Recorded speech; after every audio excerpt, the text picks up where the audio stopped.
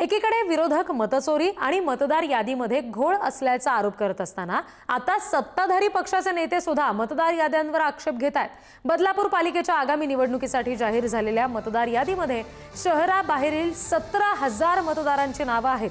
हे मतदार मतदान करायला आले तर त्यांना चोप देऊ असा इशारा शिवसेना शहर प्रमुख वामन म्हात्रे यांनी दिलाय।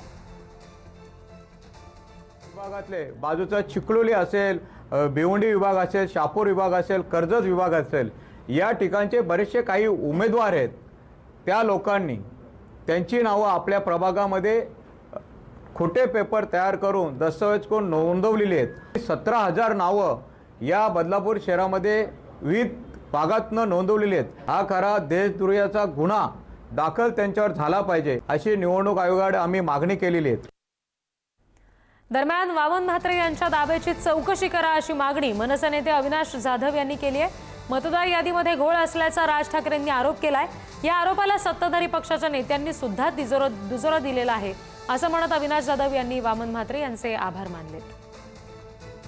वामन म्हात्रेंचं मनापासून आभारी आहे की तुम्ही लोकांसमोर त्यांचीच सत्ता, जे त्यांच्या सत्ताधारी पक्ष आहेत ते मतदानामध्ये चोरी करतायत, जो सन्माननीय राजसाहेबांचा आणि विरोधकांचा सगळ्यांचाच आरोप आहे, त्या आरोपाला त्यांनी ते खरे आरोप करतायत हे आज दाखवून दिलेलं आहे। पत्रकार परिषद घेऊन आम्ही जिल्हाधिकारी आणि पोलीस आयुक्त यांची भेट घेणार आहोत।